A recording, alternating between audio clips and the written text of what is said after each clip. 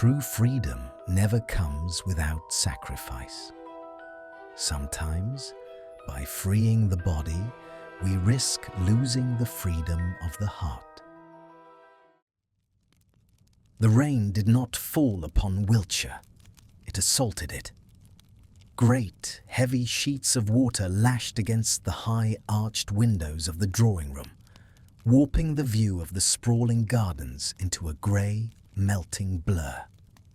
Inside, the silence was absolute, a physical weight that pressed against Hermione Granger's chest, making each breath a conscious, laboured effort. She stood in the centre of the room, refusing the velvet armchair that had been offered by a trembling house elf. To sit was to yield. To sit was to accept that she was a guest or a supplicant, rather than a woman selling the last fragments of her pride to the devil. The fireplace was vast, carved from black marble that seemed to swallow the light, yet no fire burned within the grate. The room was cold, a permeating, magical chill that seeped through the soles of her boots and curled around her ankles like spectral ivy. Hermione gripped her beaded bag, her knuckles white. For them, she reminded herself. The thought was a mantra, a frantic heartbeat. For Mum, for Dad. The healers at St. Mungo's had been sympathetic but useless. The curse was obscure, a lingering shadow from the war that had finally caught up with the Muggles, who had been obliviated and restored too many times. Their minds were unraveling. The only cure was an alchemy based on ingredients so rare, so strictly regulated, that only one family in Britain held the stockpile. And the price of that alchemy was not galleons. It was a sum that could not be calculated in gold. The heavy oak doors groaned. Hermione didn't flinch, though her heart hammered a frantic rhythm against her ribs. Draco Malfoy entered. He did not walk. He cut through the space, his movements fluid and silent, like a predator stalking familiar territory. He was taller than she remembered, or perhaps it was just the way the shadows clung to him, elongating his silhouette. He wore a suit of charcoal wool, impeccably tailored, lacking the chaotic dishevelment of their school days. But it was his face that stole the air from her lungs. He was pale, a marble statue carved by a cruel artist. His features were sharpened by adulthood, the softness of youth stripped away to reveal the hard planes of cheekbones and a jaw set in permanent tension. Under his eyes, faint violet bruises spoke of sleepless nights, but his eyes themselves were clear, cold mercury. He did not look at her face. His gaze swept over her wet cloak, her muddy boots, her clenched hands, and finally stopped at her shoulder. He looked through her as if she were a piece of furniture that had been placed inconveniently in his path. "Granger," he said. His voice was low, a rasp of dry leaves over stone. It held no warmth, no malice, just a profound, exhausting indifference. "Malfoy," she replied. Her voice did not shake. She had practiced this. He walked past her to the large ebony desk that dominated the far end of the room. He didn't offer her a drink. He didn't ask about the weather. He simply pulled a roll of parchment from the drawer and spread it out. The sound of the paper unfurling was violently loud in the quiet room. "You have reviewed the terms sent by my solicitor?" he asked, not looking up. He dipped a quill into a pot of ink that shimmered with a subtle greenish hue. "I have." "And you understand the nature of the arrangement?" "I am to archive the Black Family Library," Hermione recited, the words tasting like ash in her mouth. "I am to catalogue, decrypt, and organize the dark artifacts and grimoires stored in the West Wing. The duration is 1 year. And in exchange, Malfoy continued, his eyes still fixed on the parchment. I provide the elixir of mnemosyne in monthly doses, sufficient to halt and reverse the cognitive decay of your parents. He finally looked up. The impact of his gaze was physical. It wasn't hate she saw there. Hate would have been familiar. Hate was a fire she knew how to fight. This was a void. It was the look of a man who had seen too much and felt too little. He looked at her with the clinical detachment of a potioneer inspecting a flobberworm. There are addendums, Granger, rules of the house. He tapped the parchment with a long, pale finger. Hermione stepped forward, her legs feeling like lead. She approached the desk, the smell of him hitting her. Clean parchment, expensive soap, and the sharp metallic tang of ozone. "Read them," he commanded. She looked down. The handwriting was elegant, sharp, and spiky. 1. The archivist shall not leave the manor grounds without explicit permission. 2. The archivist shall not enter the East Wing under any circumstances.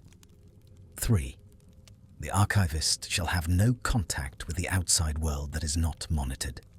4. The archivist is property of the estate for the duration of the contract. The word property seemed to pulse on the page. Hermione felt a flush of heat rise up her neck, a mix of humiliation and anger. "Property?" she whispered, the words strangling her.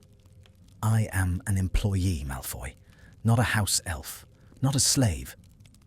Draco leaned back in his leather chair, the wood creaking. He studied her, his head tilting slightly to the side. A ghost of a smirk, devoid of humor, touched his lips. "You are indebted, Granger. The value of the elixir you require exceeds the contents of your vaults 10 times over. You are paying with your time, your mind, and your freedom. You are here because I need someone who won't die when they touch a cursed book, and you are the only one desperate enough to agree." He stood up slowly and walked around the desk, stopping just inches from her. The proximity was suffocating. She could see the grey flecks in his eyes, the way his pulse jumped in the hollow of his throat. He towered over her, using his height as a weapon. "Let us be clear," he said softly, his voice dropping to a dangerous whisper. "I do not want you here. I do not desire your company. I do not want your conversation, your moralizing, or your golden girl righteousness. I want your intellect. I want the library organized so I can find what I need to secure my family's legacy. That is all." He leaned in closer, his breath cool against her cheek. She held her ground, refusing to step back, though every instinct screamed at her to run. "You are a tool, Granger, an expensive, highly efficient tool. Do not mistake this proximity for intimacy. Do not think that because we are alone in this house, anything will change between us. You are the mud on my floor, necessary only because the road is dirty." The insult was old, but the delivery was new. It wasn't spat with venom. It was stated like a fact of nature. "The sky is blue. You are beneath me." Hermione's chin lifted. The anger was good. It burned away the fear. It reminded her of who she was. She was Hermione Granger, war heroine, brightest witch of her age. She was doing this for love, a concept he clearly couldn't grasp. "I have no desire for your company either, Malfoy," she said, her voice icy. "I am here for the elixir. Once the year is done, I will leave, and I will never think of you again." "Good," he said. He gestured to the quill. "Sign." Hermione looked at the parchment.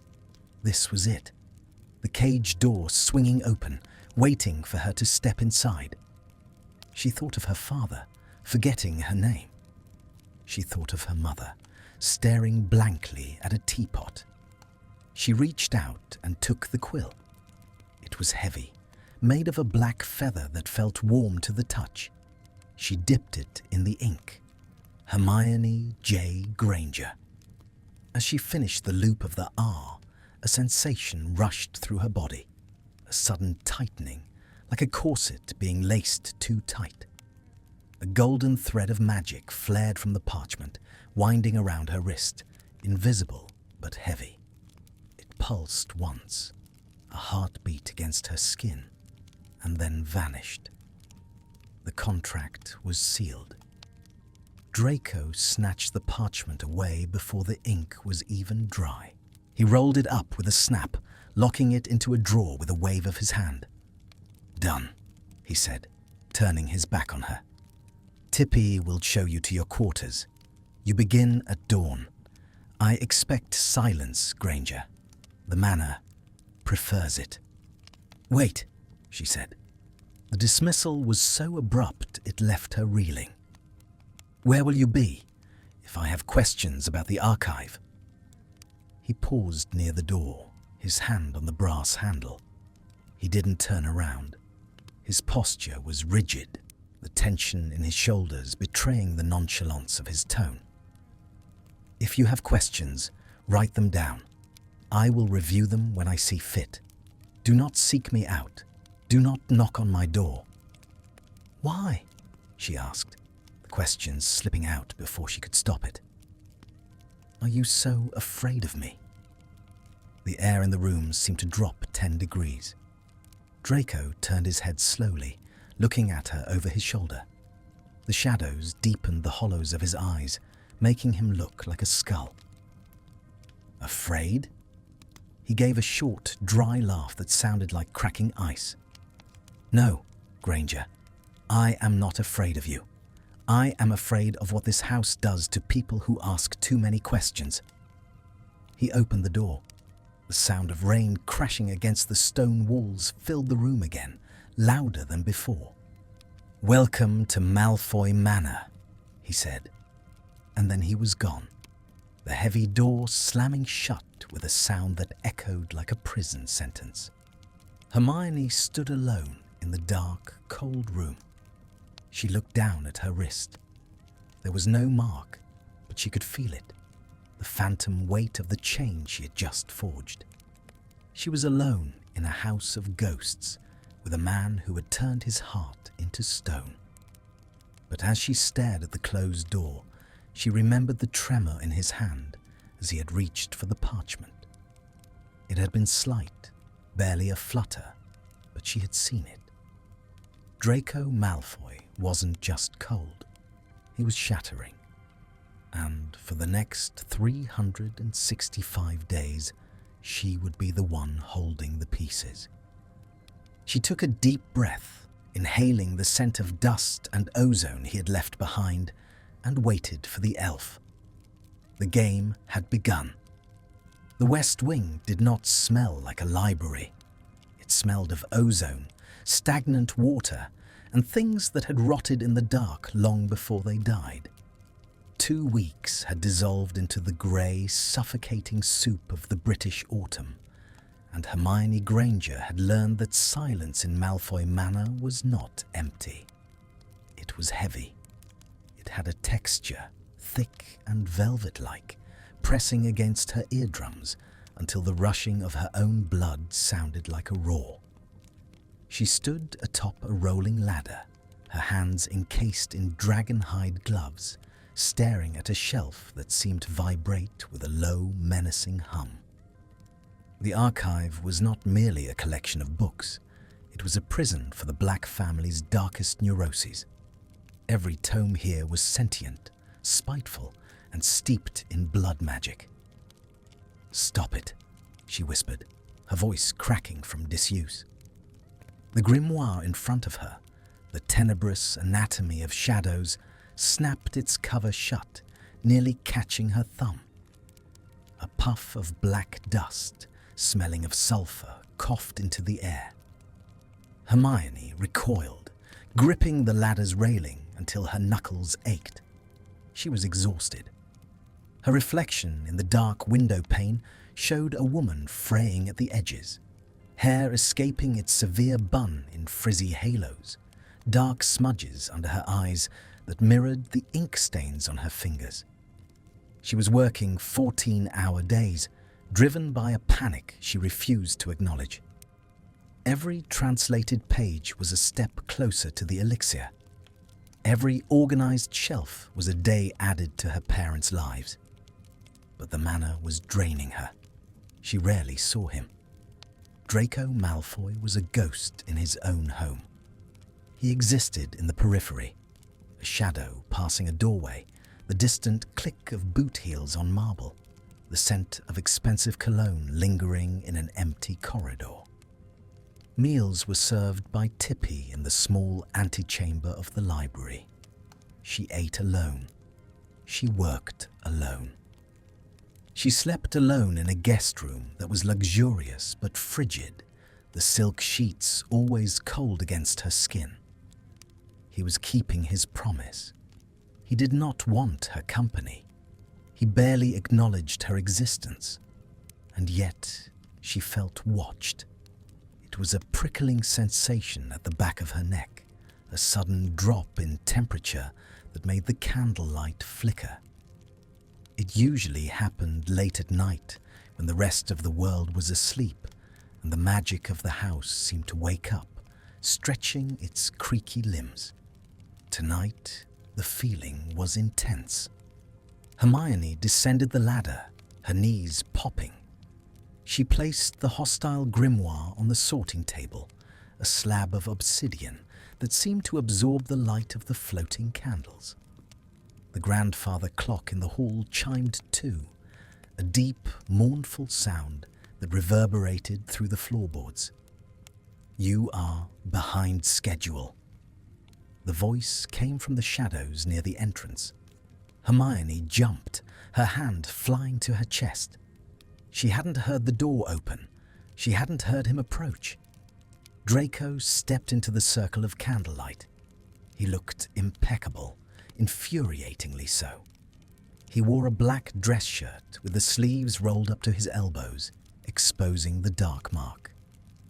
It was faded now, a scar rather than a tattoo, but against his pale skin, it still looked like a bruise. He held a tumbler of amber liquid in one hand, the ice clinking softly, a jarringly domestic sound in the crypt-like room. "I am not behind schedule," Hermione snapped, the adrenaline shifting instantly into defensiveness. "The cataloguing of the cursed subsection is taking longer because the books keep trying to bite me. Literally." Draco took a sip of his drink, his grey eyes sweeping over the piles of parchment on the table. He didn't look at her. He looked at her work. He picked up a sheet where she had translated a complex rune sequence. "Your handwriting is atrocious when you're tired," he commented, his voice flat. "This rune, Laguz, the tale is too short. If you transcribed that onto a ritual circle, you'd blow your hand off." "It's a draft, Malfoy. I transcribe the final copies in the morning." "Sloppiness breeds mistakes. Mistakes in this room are fatal." He dropped the parchment back onto the table. It drifted down slowly, settling like a fallen leaf. Finally, he looked at her. His gaze was critical, stripping her down to her components. Exhaustion, defiance, muggle-born blood. There was a tension in his jaw, a tightness that suggested he was holding something back. He looked tired too, she realized with a start. The violet shadows under his eyes were darker than before, and there was a tremor in the hand holding the glass. So slight she would have missed it if she hadn't been looking for cracks in his armor. "Why are you here?" she asked, her voice softening involuntarily. "It's 2 a.m. "This is my house, Granger. I walk where I please. You're checking on me." He sneered, a familiar, ugly expression that didn't quite reach his eyes. "I am checking on my property. The contract stipulates that the collection must remain undamaged. You have a tendency to be destructive." "I am saving your legacy from rot." Hermione gestured angrily at the shelves. "Half these books are falling apart because no one has touched them in 50 years. They're lonely, Malfoy. That's why they lash out. They're dark, twisted things, and they've been left in the dark too long." Draco went still. The ice in his glass stopped clinking. He looked at the rows of leather-bound spines, his expression unreadable. "Books do not feel loneliness, Granger. They are containers of power. Do not anthropomorphize them. It will make you weak. Empathy isn't weakness. In this house, it is a liability." He set his glass down on the table with a sharp clack. He moved closer to her, invading her personal space. He smelled of fire whiskey and rain. The air between them charged with static electricity, the hairs on Hermione's arms standing up. "Show me the grimoire you were struggling with," he commanded. Hermione hesitated, then pointed to the tenebrous anatomy. "It resists the unlocking charm. It requires blood, I think. But I can't use mine. Obviously." His voice was a dry drawl. "Black family magic rejects impurities. Your blood would boil on contact." The insult stung, but she ignored it. He reached out, his long, pale fingers hovering over the book's cover. He didn't touch it. He simply held his hand there, palm open. "Aperio," he whispered. The book shuddered. It didn't open. Instead, a low growl emanated from the binding, a sound like a large dog guarding a bone. Black smoke began to curl around Draco's wrist, tendrils of shadow that looked like seeking vipers. Draco's face twisted in pain, but he didn't pull back. "Open!" he snarled, his voice dropping an octave, vibrating with authority. The shadows lashed out. It happened in a blur. The black smoke solidified into a whip-like tendril and struck, not at Draco, but at Hermione. She gasped, stumbling back, but she wasn't fast enough. The shadow lash aimed for her throat. Draco moved faster than thought. He lunged, not away from the danger, but into it. He shoved Hermione hard, sending her crashing back against the edge of the obsidian table.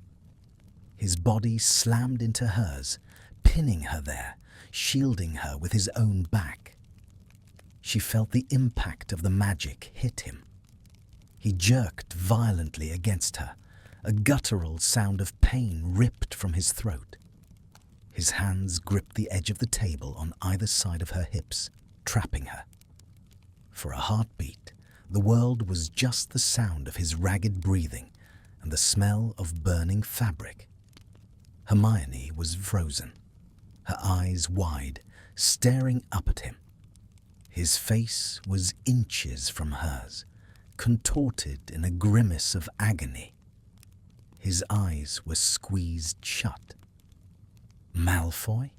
she whispered, her hands hovering over his chest, afraid to touch him. The shadows dissipated, sensing the blood of the master. The book fell silent. Draco didn't move. He leaned his forehead against hers, his weight heavy. She could feel the rapid, frantic thud of his heart against her own chest. He was trembling, fine, violent tremors that racked his entire frame. "Don't," he rasped, his breath mingling with hers. "Don't move." Hermione stayed perfectly still. The heat radiating from him was intense, a feverish contrast to the perpetual chill of the room. She was acutely aware of his body pressing against hers, the hardness of his chest, the sharp line of his hip bones, the desperate, clawing grip of his hands on the table. It wasn't an embrace. It was a collapse. "Draco," she said, using his name without thinking. "You're hurt." He pulled back slowly, peeling himself off her, as if it physically pained him to separate. His face was ashen, sweat beading at his hairline. He reached over his shoulder, his hand coming away with a smear of blood where his shirt was torn. "It's nothing," he said, though his voice was breathless. He looked at her then, really looked at her, searching her face for what? Fear? Gratitude? He looked terrified. "You possess no self-preservation instinct," he hissed, the anger returning as a shield. "You stand there and let it target you. Are you an idiot?" I didn't know." "You don't know anything." He slammed his hand onto the table, making the glass of fire whiskey jump. "This is not a Hogwarts classroom, Granger. These things want to consume you. If I hadn't been here..." He cut himself off, his chest heaving. He stared at her throat where the shadow would have struck. His eyes darkened, the grey turning to storm clouds. He reached out, his thumb brushing the skin of her neck, a touch so light it felt like a phantom. Hermione stopped breathing. His skin was ice cold. Her skin was burning. "Why?" she whispered. "Why did you save me? You said I was just a tool." His hand froze. The moment stretched, taut as a bowstring. The air was thick with things unsaid, hate, need, history, and a terrifying, dawning realization. He snatched his hand back as if he had been burned. "Because," he sneered, retreating behind his mask of indifference, though it slipped, revealing the jagged edges underneath. "If you die, the Ministry investigates, and I do not have the patience for paperwork." He turned on his heel, grabbing his glass of whiskey. He downed the rest of it in one swallow, the ice clinking against his teeth. "Finish the catalogue for the cursed section tonight," he ordered, his back to her. "Do not touch the grimoires again without gloves. And Granger." He paused at the door, the shadows swallowing his silhouette. "Lock the door." He left. Hermione slumped against the obsidian table, her legs finally giving out. She touched her neck where his thumb had rested. It tingled. She looked at the floor. There were drops of blood on the stone. Bright, red, human blood. His blood. She realized then that the trembling hadn't just been him. She was shaking too. Not from fear of the book, but from the sudden, violent collision of their worlds. He had taken a blow meant for her. He had pressed his forehead to hers and breathed her air. The hatred was still there. Yes. But something else had cracked in the ice. Something dangerous. Hermione looked at the door he had vanished through. She felt a pull in her chest, a magnetic drag toward the darkness he carried. "Lock the door," she whispered to the empty room. She didn't. November arrived not with a whimper, but with a stranglehold of frost that turned the manor grounds into a glittering, skeletal wasteland. The windows of the west wing were thick with ice, elaborate fern patterns that obscured the outside world, turning the library into a capsule suspended in grey light and time. The dynamic had shifted. Since the night of the Shadow Lash, the boundaries of their existence had blurred. Draco no longer vanished after delivering his curt instructions. He had moved his workspace. It started subtly. A chair pulled closer to the fire. A stack of correspondence left on the sorting table. And then, one Tuesday evening, he simply sat down across from her, unfurled a blueprint of the manor's ley lines, and began to work. He didn't ask if she minded. She didn't say she did. Now the silence between them was different. It wasn't the heavy, suffocating wool of the first weeks.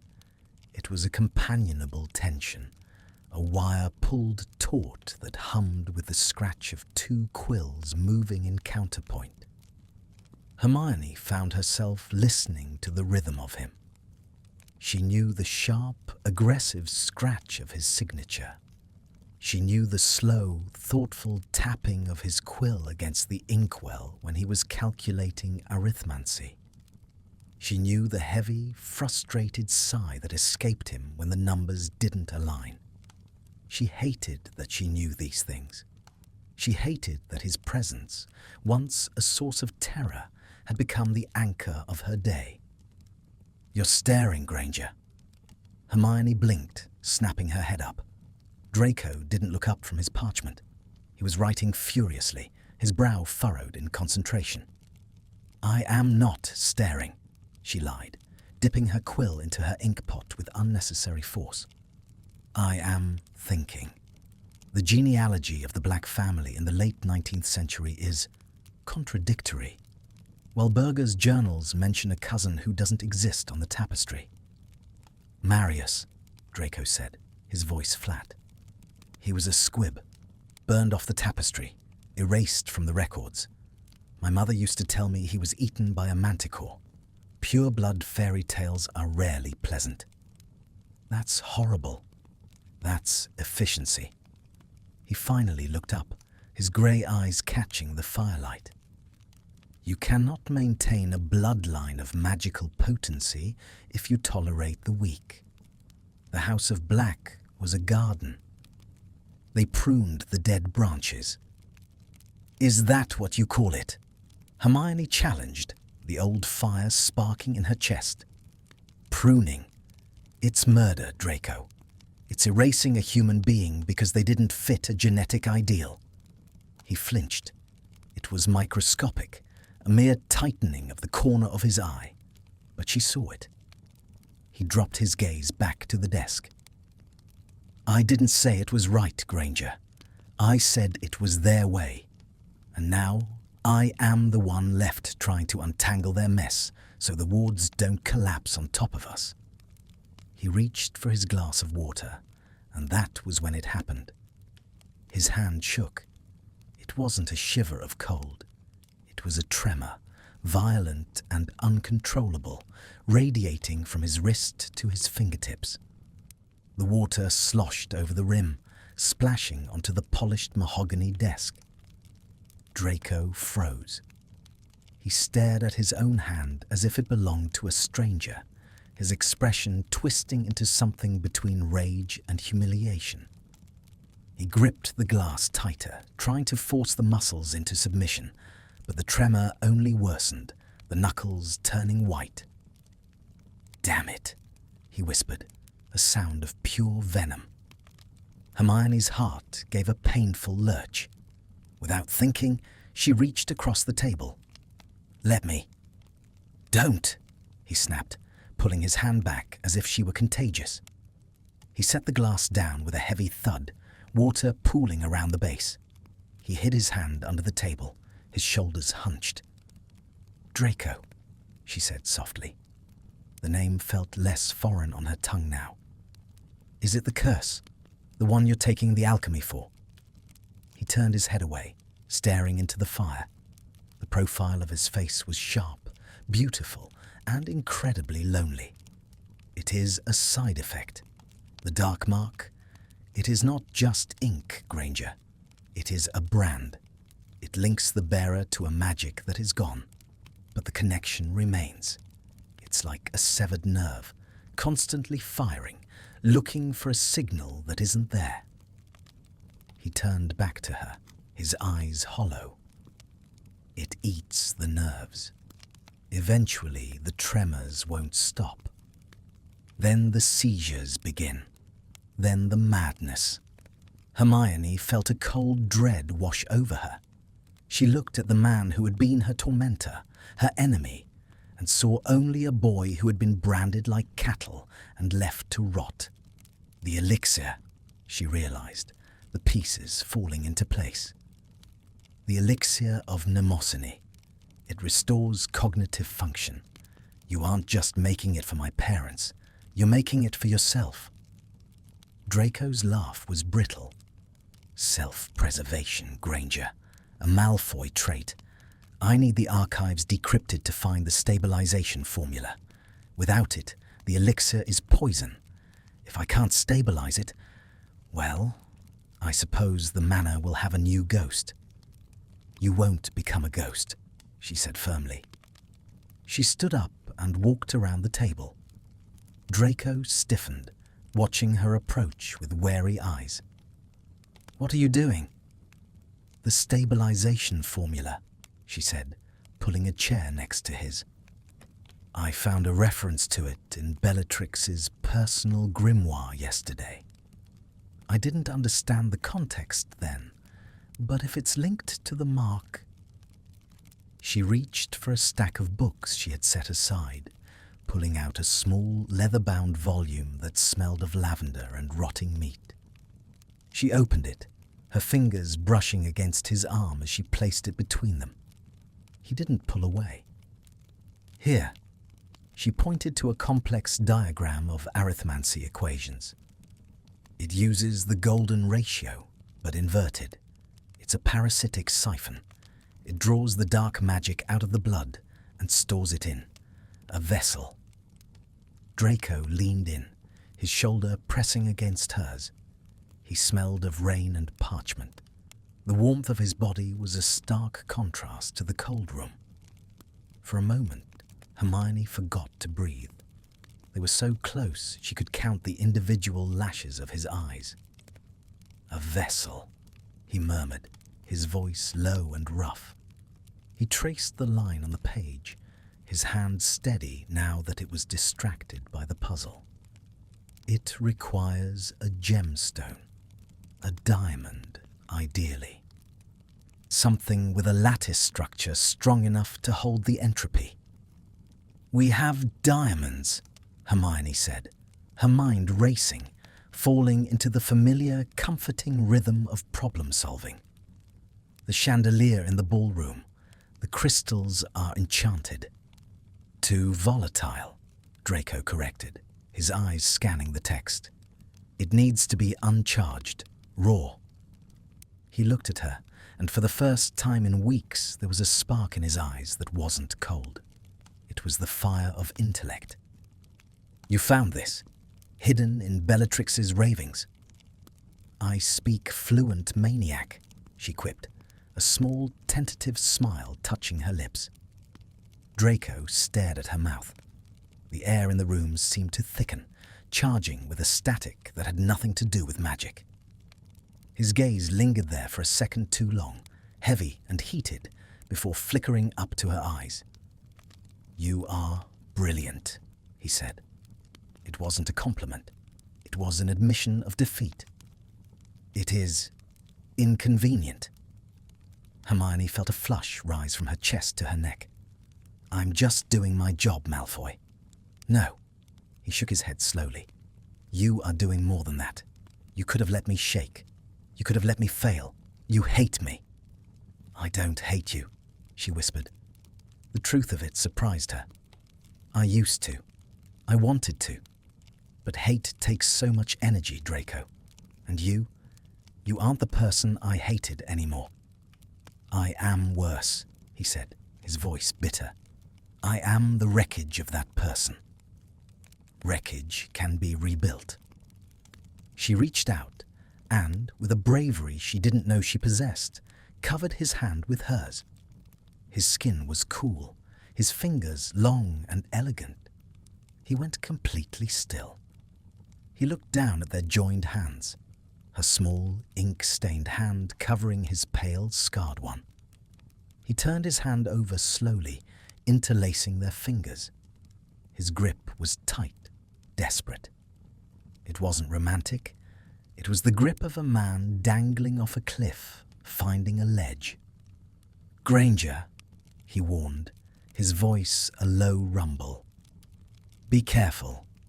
I am not a project you can fix for extra credit. If you get too close, I will drag you down with me.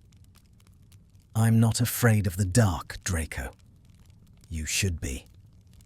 He squeezed her hand once, hard, sending a jolt of electricity straight to her core, and then released her.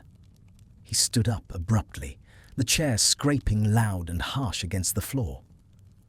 We need to test the equation, he said, his voice reverting to its businesslike cadence, though he refused to look at her. I will go to the vaults. I have raw diamonds there. You, stay here. Finish the translation. He walked to the door, his stride long and hurried. He looked like he was fleeing a crime scene. Draco, she called out. He paused, his hand on the heavy iron latch. Thank you, she said. He didn't turn around. Don't thank me, Granger. I haven't saved anyone yet. He left the room, taking the warmth with him. Hermione sat alone in the pool of candlelight, her hands still tingling where he had held it. She looked at the empty chair next to her, at the wet stain on the mahogany where his control had slipped. Outside, the wind began to howl, a low, mournful sound that rattled the window panes. The candle flames danced wildly, casting long, jumping shadows against the walls of books. She realized then that the seesaw had tipped. She had seen his weakness, and instead of using it as a weapon, she had offered it a shield. And he, in his own broken, twisted way, had accepted it. But as the wind picked up, screaming around the stone corners of the manor, Hermione felt a prickle of unease. The wards, the ancient protective magic of the house was humming, a low vibration in the floorboards. It sounded like a growl. She looked at the diagram of the parasitic siphon. Draws the dark magic out. She wondered with a sudden shiver what happened when the vessel was full. And she wondered if Draco Malfoy realized that by letting her in, he was making her the most dangerous vessel of all. She dipped her quill in the ink. She had work to do. But her heart was no longer in the pages of the dead. It was following the man walking alone into the dark, cold belly of the earth. The storm did not break. It besieged them. By the third hour after Draco had left for the vaults, the weather had transcended natural meteorology and become a sentient, malevolent force. The wind outside didn't just howl. It screamed, tearing at the ancient stone of the manor with claws of ice and compressed air. The heavy velvet drapes of the west wing billowed inward, though the windows were latched shut, dancing like mournful ghosts in the peripheral vision. Hermione sat on the floor, surrounded by a circle of protective salt she had laid down in a fit of paranoia. The anatomy of shadows lay open before her, but the words were swimming. Her focus was entirely on the door. Every minute he was gone felt like an hour. She told herself it was pragmatic concern. If he died in the vaults, she was trapped here. If he failed, the elixir failed, and her parents were lost. But the lie tasted like copper in her mouth. She wasn't worried about the contract. She was worried about the man with the shaking hands. A boom of thunder shook the floorboards, vibrating up through her spine. The candles flickered violently, threatening to plunge the room into darkness. The door crashed open. Hermione scrambled to her feet, her wand raised. Draco stood in the threshold. He looked like he had walked through a hurricane. His clothes were soaked, clinging to his frame like a second skin, dripping water onto the parquet floor. His hair was plastered to his forehead, pale strands dripping into his eyes. But it was the object in his hand that drew her gaze. A rough, uncut diamond the size of a fist. It didn't sparkle. It devoured the light, a dull, jagged lump of compressed carbon that seemed to pulse with a low, thrumming beat. "The wards are failing," he said. No greeting, no reassurance. His voice was raw, shouting over the din of the storm outside. The excavation of the dark magic in the library. It's reacting to the atmospheric pressure. The manor is trying to purge us. He slammed the door shut with a wave of his wand and strode toward her, crossing the salt line without hesitation. He dropped to his knees on the other side of the obsidian table, placing the diamond in the center. "The siphon," he commanded, looking up at her. His eyes were wild, the grey irises blown wide with adrenaline. "We have to anchor it now. If the ambient magic spikes any higher, the library will implode." Hermione dropped to her knees opposite him. The air between them was electric, thick with the smell of ozone and wet wool. "The equation. Did you bring the chalk?" "No time for chalk." He pulled a silver dagger from his boot. Before she could gasp, he sliced his palm. A thin line of red welled up. "Draco!" "Blood is faster," he snapped. "Give me your hand." "But you said, 'My blood is the key to the house. Your blood is the catalyst for the magic. We need both. Do you trust me?" The question hung in the chaotic air, heavier than the thunder. "Do you trust me?" The boy who had watched her be tortured in this very house. The man who had bought her freedom. The ghost who had shielded her from the shadows. Hermione didn't speak. She reached out and took the dagger from his wet, trembling hand. She sliced her own palm, a quick, stinging bite. Draco didn't flinch. He reached across the table and seized her hand, palm to palm, wound to wound. The contact was blinding. It wasn't just pain, it was a circuit closing. Hermione gasped as she felt his magic rush into her, cold, sharp, metallic, like tasting snow. And she felt him pull at hers, warm, golden, fiercely alive. Their blood mixed, slick and hot, binding them together over the rough surface of the diamond. "Chant," he ordered through gritted teeth, his eyes locking onto hers. They began to recite the incantation she had translated, their voices weaving together. His was deep, a baritone rumble that grounded her. Hers was clear, sharp, cutting through the static. "Ligare tenebras, sanguis in lapidem, silentium." Bind the darkness, blood into stone, silence. The room began to spin. The books on the shelves rattled, flying open, their pages fluttering like the wings of panicked birds. The shadows in the corners of the room detached themselves from the walls, stretching toward the light of the candles, toward them. "Hold it!" Draco shouted, his grip on her hand crushing. "Don't let go, Granger. Whatever you see, don't let go." The diamond began to glow, not with light, but with darkness. It was sucking the entropy out of the room. The shadows were being pulled into it, swirling like water down a drain. But the force was immense. It felt like standing in the center of a tornado. Hermione's arms screamed in protest. The magical backlash was trying to tear them apart.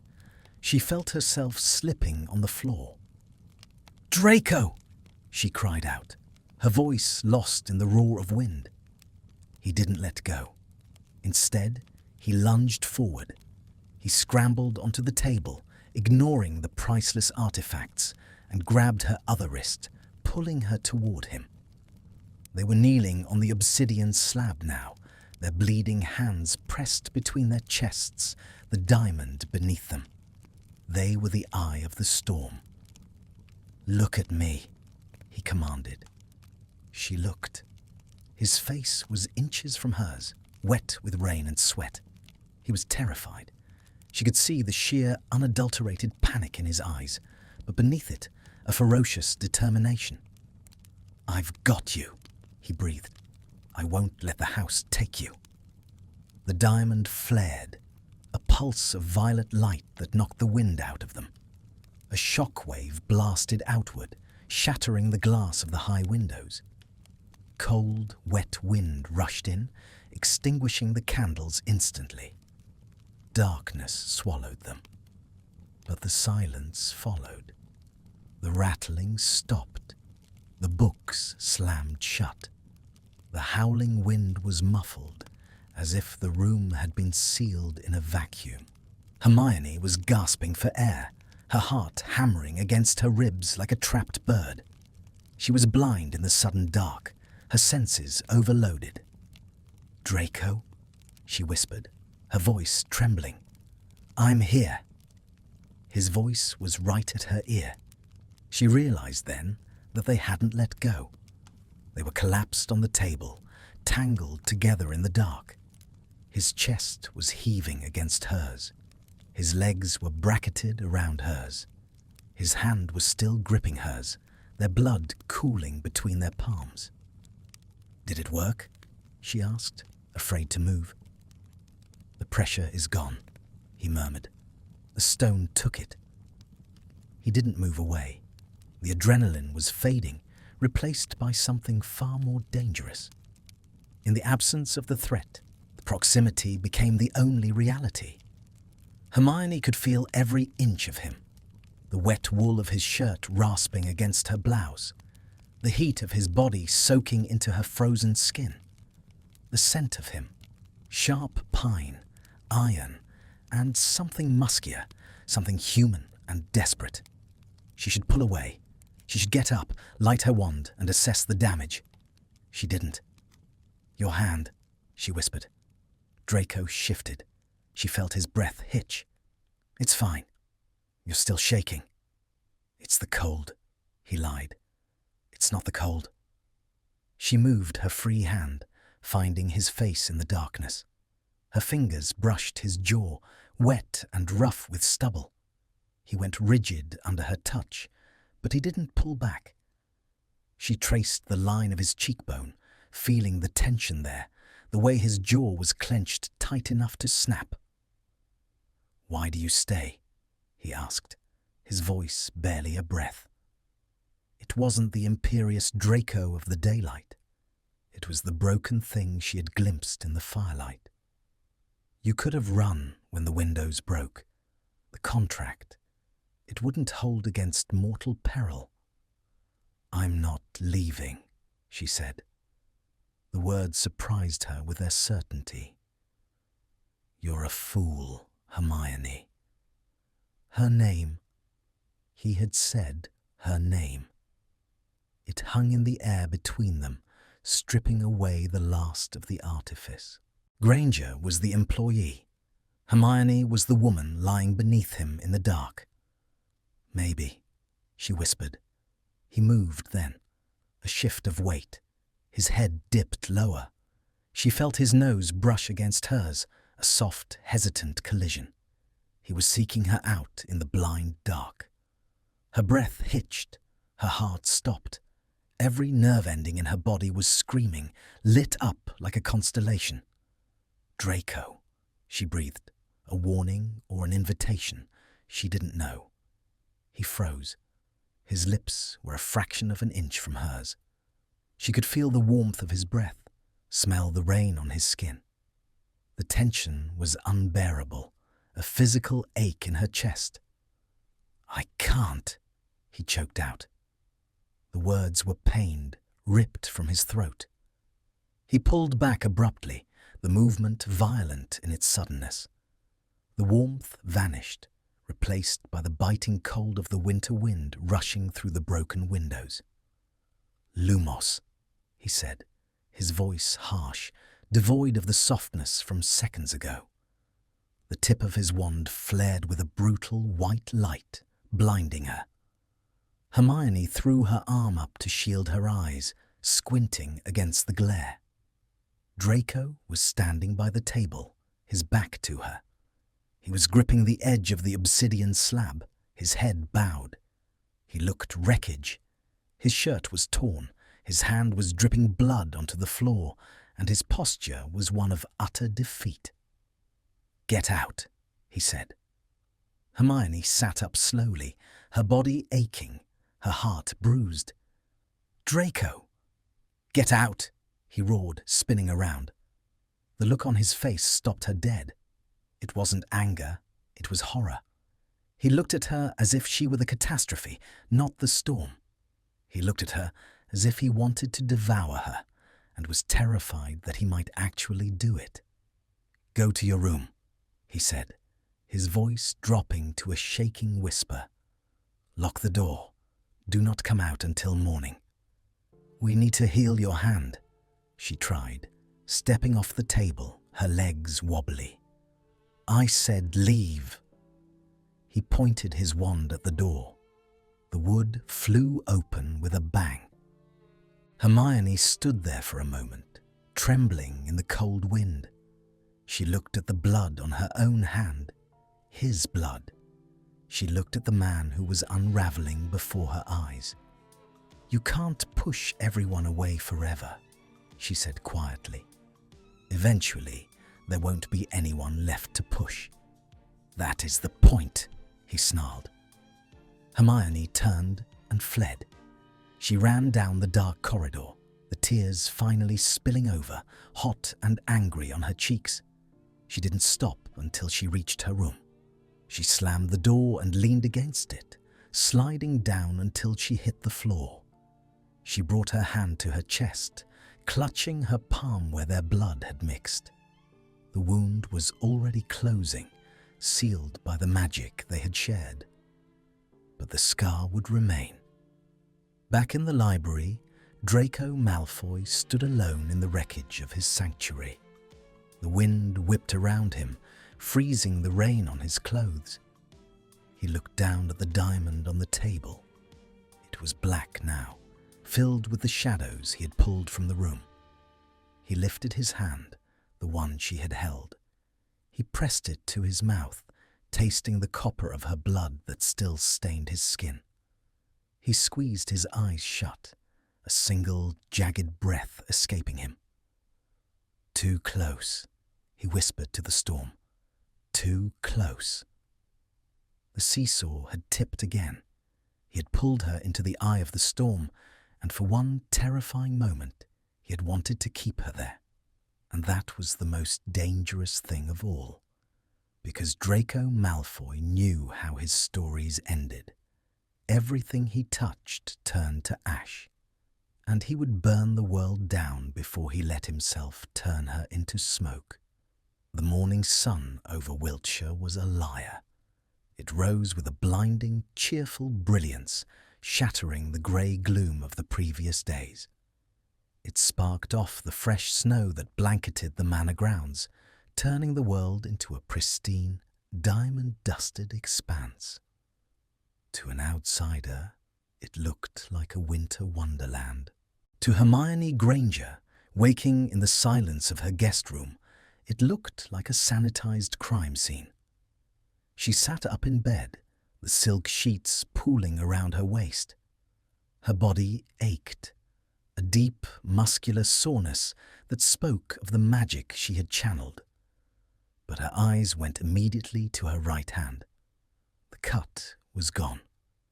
In its place was a thin, silvery line that bisected her palm, shimmering faintly in the morning light. She traced it with her thumb. It didn't hurt, but it felt warm, a phantom heat that pulsed in time with her heartbeat. Blood into stone.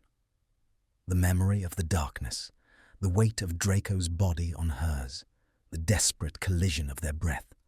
It all crashed into her with the force of a physical blow. He had held her. He had saved her. He had almost kissed her. And then he had thrown her out. Hermione dressed mechanically. She chose her most severe robes, buttoning them to her chin as if shielding herself against a coming attack. She needed to see him. They couldn't pretend the storm hadn't happened. They had mixed blood. They had shared magic. That kind of bond didn't just vanish with the clouds. She walked through the corridors. The manor was silent. The windows in the west wing, which had shattered inward only hours ago, were whole again. The glass was seamless, the velvet drapes hanging still and heavy. It was as if the house itself was gaslighting her, smoothing over the cracks to pretend everything was perfect. She reached the library. The door was locked. She tried the handle, then cast a silent Alohomora. The lock didn't budge. It wasn't just locked. It was sealed with a blood ward. His blood. "He is not there, miss." Hermione turned. Tippy, the elf who usually brought her tea, was standing, wringing her hands. "Where is he, Tippy? We have work to do. The archive—" "Master Draco is in the solarium," the elf squeaked, avoiding Hermione's eyes. "He is having breakfast with a guest." A guest. The word dropped into Hermione's stomach like a stone. In 3 months, there had never been a guest. "Thank you, Tippy." Hermione didn't head back to her room. She shouldn't. She should wait. But the memory of his terrified eyes in the dark, the vulnerability she had tasted, drove her forward. She needed to know which Draco Malfoy had survived the night. The solarium was on the east side of the manor, a room she was technically forbidden to enter, though the boundaries had grown lax in recent weeks. It was a stunning room, walls made entirely of glass, filled with exotic, magical flora that bloomed despite the winter. Hermione stopped at the threshold. The light was overwhelming here. In the center of the room, at a round table draped in white linen, sat Draco. He looked unrecognizable from the wild, broken man in the storm.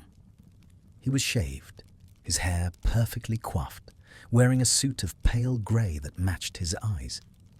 He was reading the Daily Prophet, a cup of tea poised halfway to his lips. Across from him sat a woman. Astoria Greengrass was beautiful in the way a porcelain doll is beautiful, flawless, delicate, and cold.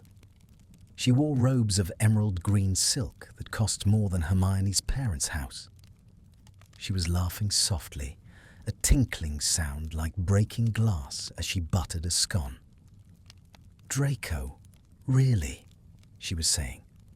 "The ministry's gala is in 2 weeks. You cannot simply ignore the invitation again. Narcissa is worried people will think you've become a hermit." "Let them think what they like," Draco replied. His voice was smooth, bored, and utterly composed. "I have no interest in watching Shacklebolt parade around in his robes." Hermione stepped into the room. Draco. The conversation stopped. The silence that fell was immediate and suffocating. Draco lowered his teacup slowly. He didn't startle. He turned his head toward her with a languid slowness, his expression one of mild annoyance, as if a draft had entered the room. He looked at her. There was nothing in his eyes. No heat. No fear. No memory of the night before. The shutters were down. The walls were up. He was a fortress of ice. "Granger," he said. His tone was dismissive. "I did not summon you." Hermione felt the blood drain from her face. "The library is locked." "It is Sunday," he said simply. "I do not work on Sundays, and neither do you." Astoria turned in her chair, her blue eyes widening as she took in Hermione's appearance. She looked her up and down, her gaze lingering on the sensible shoes, the frizzy hair, the ink stains that never quite washed off Hermione's fingers. "Oh," Astoria said. A small, polite smile touched her lips. "This must be her, the assistant." "The archivist," Hermione corrected, her voice tight. "Granger," Draco cut in, his voice sharp. "This is Astoria Greengrass, my fiancée." The word hung in the sunlit air, glittering and sharp. Fiancé. Hermione felt a physical blow to her chest, as if the wind had been knocked out of her. She stared at Draco. He stared back, his chin lifted, challenging her to react, challenging her to show a weakness he could mock. "I didn't know," Hermione managed to say. Her voice sounded thin, pathetic to her own ears. "Why would you?" Draco asked. He picked up his napkin and dabbed his mouth. "My personal arrangements are not part of your contract. You are here to catalogue books, Granger, not to be privy to the future of the House of Malfoy." He was doing it on purpose. She saw it then. The rigidity of his shoulders, the way his hand gripped the table edge just out of sight. He was terrified of what had happened between them, so he was scorching the earth. He was bringing in the proper, pure-blood future to erase the messy, dangerous present. Astoria looked between them, sensing the tension but misinterpreting the source. She smiled benevolently at Hermione. "It must be such fascinating work," she said, her tone dripping with condensation. "Draco tells me the library is quite filthy. You are brave to get your hands so dirty. I suppose that is a Gryffindor trait, a willingness to do the labor." "It requires intellect, Miss Greengrass," Hermione said, her temper flaring. "Not just labor. It requires understanding magic that would drive most people mad." "Indeed," Draco drawled. He stood up, walking behind Astoria's chair and placing a hand on her shoulder. The gesture was possessive, performative. "But let us not pretend it is high art, Granger. You are dusting off my ancestors' mistakes so I can pay your debts. It is a transaction. You are staff. Staff. Property." Hermione looked at his hand on Astoria's silk-clad shoulder. She looked at the silver line on her own palm, the scar he had given her. "Is that all?" she asked quietly. "A transaction." Draco met her gaze. For a split second, the mask faltered. She saw a flash of agony in his grey eyes, a plea for her to understand that he had to do this, that he couldn't be the man she wanted him to be, because that man would destroy them both. But then the ice returned. "That is all it has ever been," he said coldly. "Do not confuse the desperation of a crisis with affection, Granger. Last night was a necessity. Today, reality returns." He turned his attention back to Astoria, dismissing Hermione completely. "More tea, darling?" "Please," Astoria beamed. Hermione stood there for one heartbeat longer. She wanted to scream. She wanted to show him her hand, to throw the table over, to shake him until the ice cracked. But she was Hermione Granger. She was strong. She was principled. And she would not let him see her bleed. "I will be in my room," she said, her voice devoid of emotion. "Reviewing the translations. Since I am staff, I should ensure I am earning my keep." Draco didn't look up. "Close the door on your way out." Hermione turned and walked away. Her spine was straight, her head held high. She walked out of the solarium, out of the sunlight, and into the shadows of the corridor. Only when the heavy doors clicked shut did she allow herself to falter. She leaned against the wall, squeezing her eyes shut. The humiliation burned under her skin. He had repulsed her. He had taken the intimacy of their survival and twisted it into something cheap. He had reminded her that she was the help, the debtor, the mudblood in a house of royalty. But as she opened her eyes and looked down the long, empty hall, the hurt began to harden into something colder, something useful. He wanted a transaction. Fine. He wanted a tool. She would be the sharpest tool he had ever held. He thought he could push her away to protect himself. He had forgotten who she was. She had fought a war. She had survived torture. She could survive Draco Malfoy's cowardice. She looked at her scarred palm one last time, then curled her fingers into a fist. "Reality returns," she whispered to the empty house. The warmth was gone. The thaw was over. If he wanted winter, she would give him a blizzard. She pushed off the wall and marched toward her room. She had work to do, and this time she wouldn't make the mistake of caring about the man who signed the checks. Back in the solarium, Draco watched the doors close. His hand, resting on Astoria's shoulder, was trembling. "Draco?" Astoria asked, reaching up to touch his fingers. "You're hurting me." He snatched his hand back instantly. "Apologies." He sat down, staring at the empty doorway. The room suddenly felt too bright, too hot, too fake. The tea tasted like ash. He had done it. He had severed the thread before it could become a noose. He had put her back in her box. So why did he feel like he had just cut out his own heart? "She is quite intense, isn't she?" Astoria mused, sipping her tea. "I never understood what people saw in her." "She is useful," Draco said, his voice mechanical. "That is all." He picked up his spoon, staring at his reflection in the silver. A liar stared back. A coward. He had saved her life last night. Today, he had saved her future. Because if she fell in love with him, if she stayed, the darkness in his blood would eventually consume her. Better she hate him and live, he told himself. Better she leave with her freedom than stay and become another ghost in Malfoy Manor. But as he looked at the sunlight glittering on the snow, he couldn't stop the thought that hammered in his skull. "I miss her. She hasn't even left the house, and I miss her." He signaled the elf for whiskey. It was going to be a long Sunday. December descended upon the manor like a shroud. The world outside was a blinding, relentless white, but inside, the temperature had dropped to a spiritual zero. Hermione Granger had kept her word. She had given him a blizzard.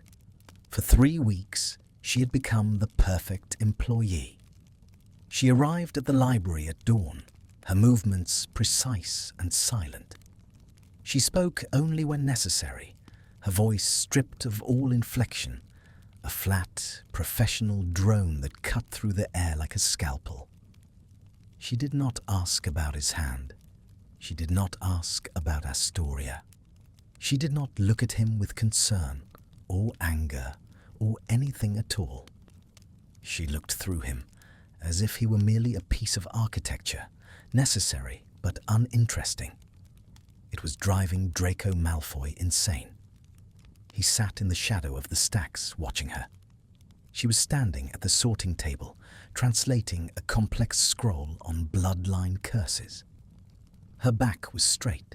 Her hair wrestled into a severe, painful-looking knot. She looked exhausted.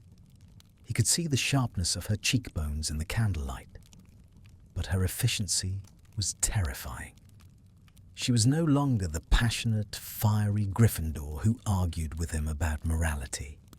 She was a mirror, reflecting his own coldness back at him.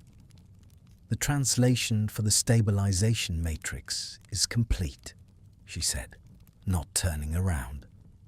Her quills scratched the final period with a decisive snap.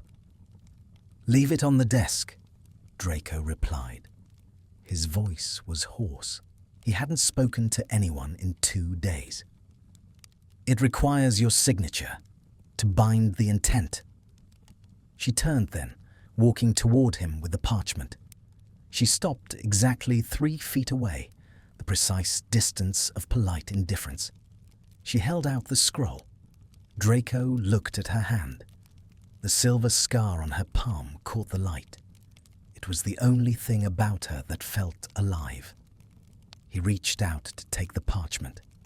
As his fingers brushed hers, he felt the familiar spark, the magnetic pull of their shared blood magic.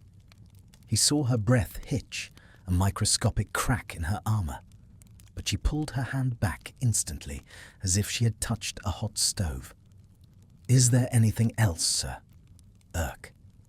The word was an insult wrapped in protocol. "No," Draco said, gripping the scroll until the paper crinkled. "Go. Prepare for the Yule Gala. The manor will be busy." "I am not attending the gala," she said flatly. "I am staff. I will be in my room." "It is mandatory," he snapped, the anger flaring up before he could check it. He needed her there. He didn't know why. Perhaps just to prove that he could stand in a room with her and Astoria and not burn down the house.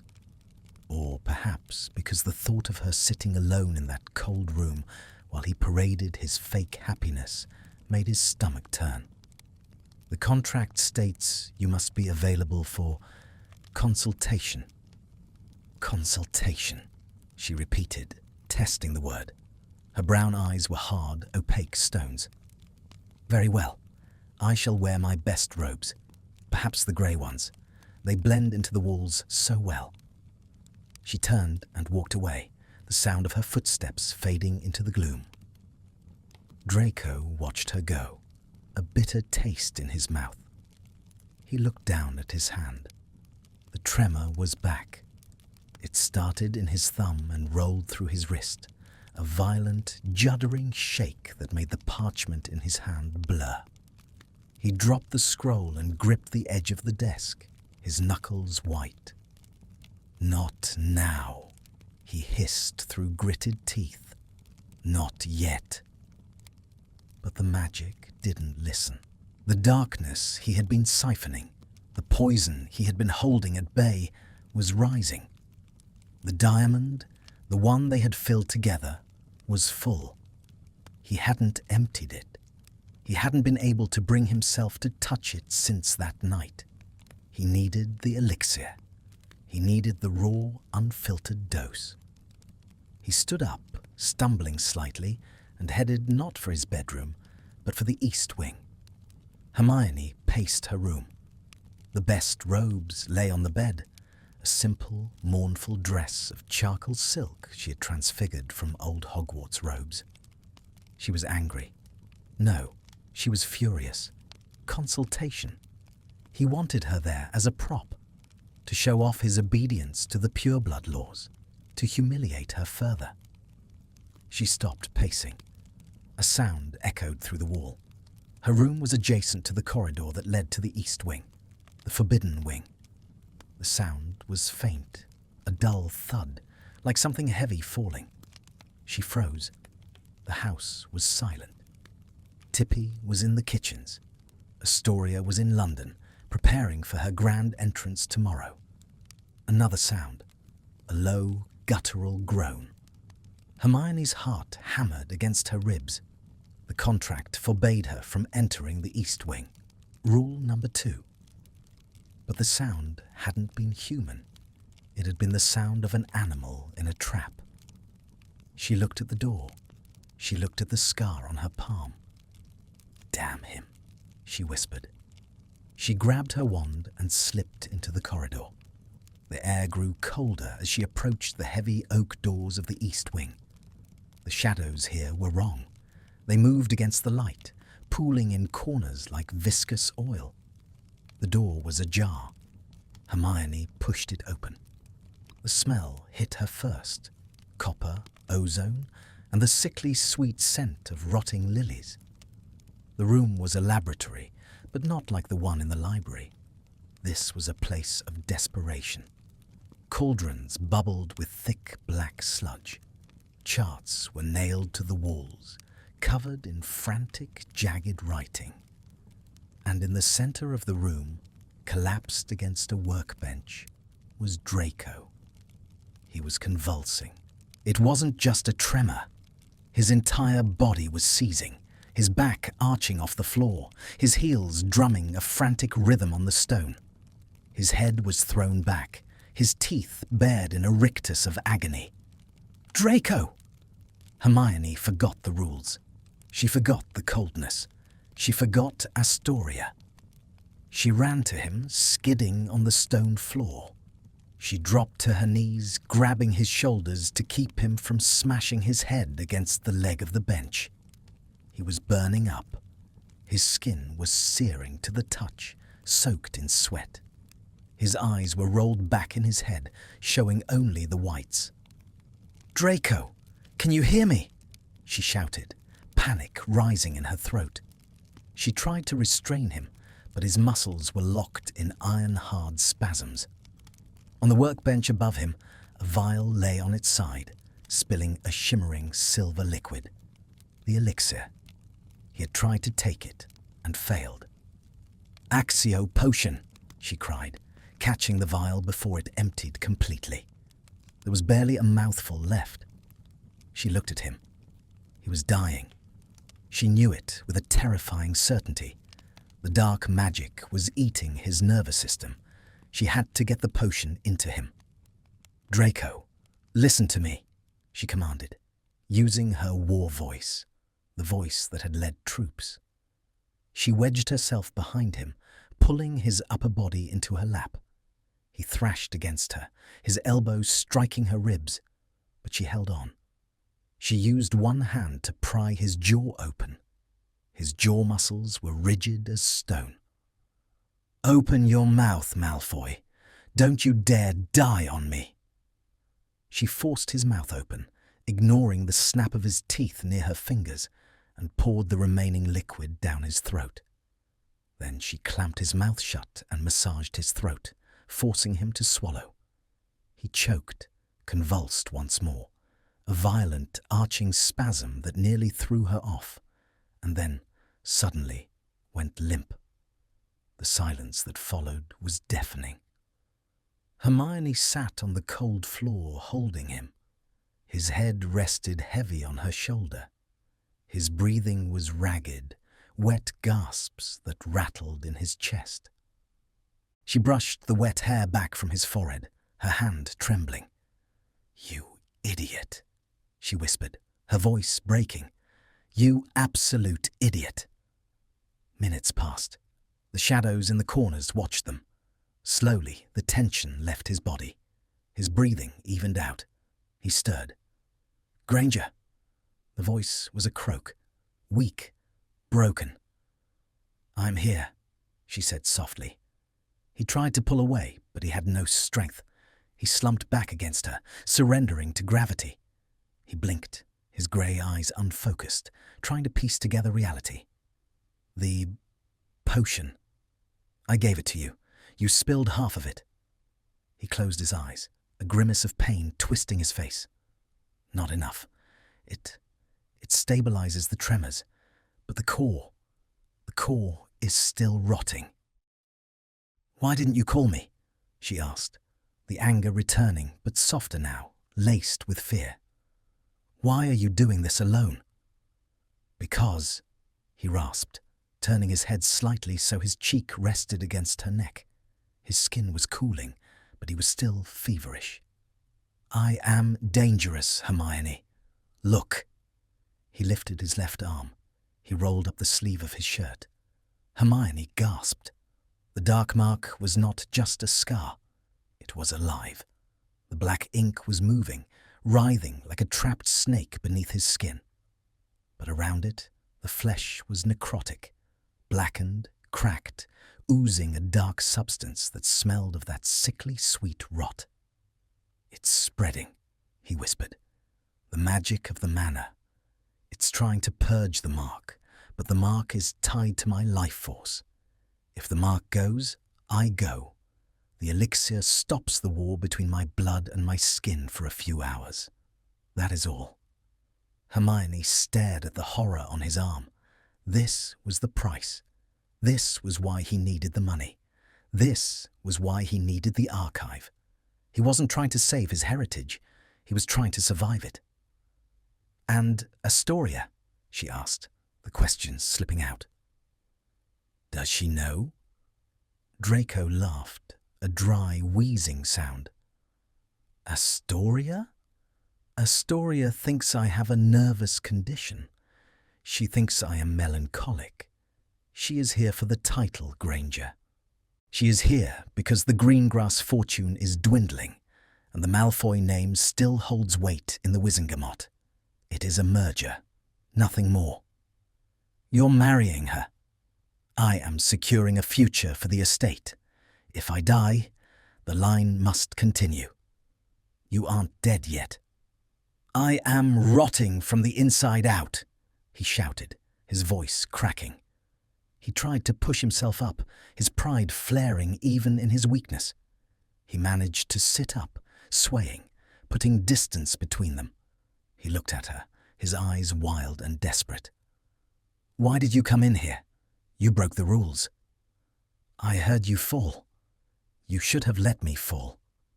I don't let people fall, Draco. Not even you. He stared at her. The mask was gone completely now. There was no master of the manor, no cold aristocrat. There was just a terrified young man who was alone in the dark. He reached out, his hand shaking, and touched her face. His fingers were cold, smelling of the metallic potion. He traced the line of her jaw, his touch reverent, terrified. You stayed away, he whispered. 3 weeks. You were so cold. I thought I had succeeded. I thought I had made you hate me. You did, she lied, her voice trembling. You were cruel. I had to be. Look at me, Hermione. I am a corpse walking. I am dragging a curse around my neck. I cannot have you look at me like that. Like what? Like you believe I can be saved. Hermione reached up and covered his hand with hers, pressing it against her cheek. She didn't pull away this time. Then stop trying to save yourself alone, she said fiercely. You hired me for my mind, Malfoy. Use it. The elixir isn't working because the base is wrong. The Black family magic is rejecting the alchemical binder. We need to change the catalyst. It's impossible. It's not impossible. It's just dangerous. She looked deep into his eyes. We need to use the diamond, the one we filled. We have to reverse the polarity. Instead of siphoning the darkness out, we need to use it to overwrite the mark's signature. Draco's eyes widened. That would require a blood bond, a permanent one, not just a handshake over a stone. I know. You would be tied to me, to this house. If I die, the backlash could kill you. I know. Why? He breathed. Why would you risk that for me? Hermione looked at his ruined arm, then at his face, the face of the boy she had grown up fighting, the man who had become her shadow. Because, she whispered, leaning in until their foreheads touched. I'm tired of the winter, Draco. I want the spring, and I can't find it without you. Draco let out a sound that was half sob, half laugh. He closed his eyes, leaning his weight against her forehead. You are the most stubborn witch I have ever met. I've been told. He pulled back slightly, looking at her mouth. The air in the room shifted.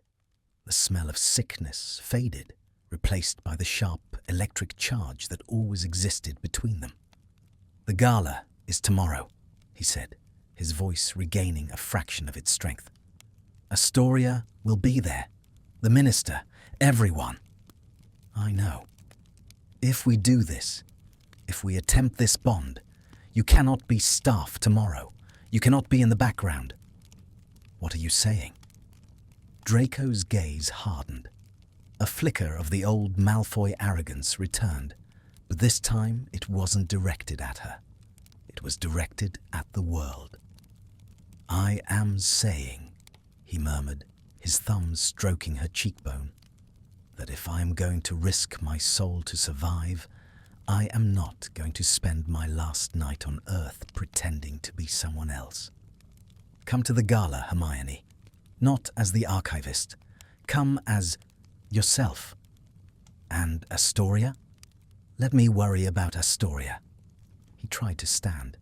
Hermione helped him, her arm around his waist, his arm draped over her shoulders. They stood together in the ruins of the laboratory, breathing hard. "Help me to my room," he said. "And then, go to the library. Find the ritual for the blood bond. We do it after the gala, at midnight, when the year turns. Why wait?" "Because," Draco looked at the door, his expression grim. "I have one last performance to give, and I need to know if you can handle the wolves before I tie you to the wolf." He leaned down, his lips brushing her ear. "Wear red, Granger. Burn them all." Hermione shivered. She walked him to his room, leaving him at the door. He didn't invite her in. He didn't kiss her. But as she walked away, back towards the cold solitude of her guest room, she felt the phantom weight of his arms still around her shoulders. The blizzard was over. The storm was coming. And tomorrow, in front of the entire wizarding world, the ice would finally shatter. The dress was a declaration of war. It was not merely red. It was the color of arterial blood, deep and oxygenated, shimmering with a subtle, dangerous luminescence. Hermione had not transfigured it from old robes. She had found it in the back of her wardrobe, a relic she had bought in Paris years ago and never dared to wear. A silk slip of a thing, backless, held together by thin straps and sheer audacity. She stood before the full-length mirror in her guest room, smoothing the fabric over her hips. She looked like a wound in the grey monotony of the manor. She looked like the very thing the Malfoys had spent generations trying to purge. Vibrant, chaotic, muggle-born life. She applied a dark crimson stain to her lips. Her hair, usually a wild mane, was tamed into sleek, glossy waves that fell over one shoulder, leaving her neck exposed. The neck Draco had almost kissed in the dark. "Burn them all," she whispered to her reflection. Her hands were trembling, but not from fear, from the hum of the magic waiting in her blood. The silver scar on her palm pulsed, a rhythmic throb that matched the beat of the music drifting up from the ballroom floor.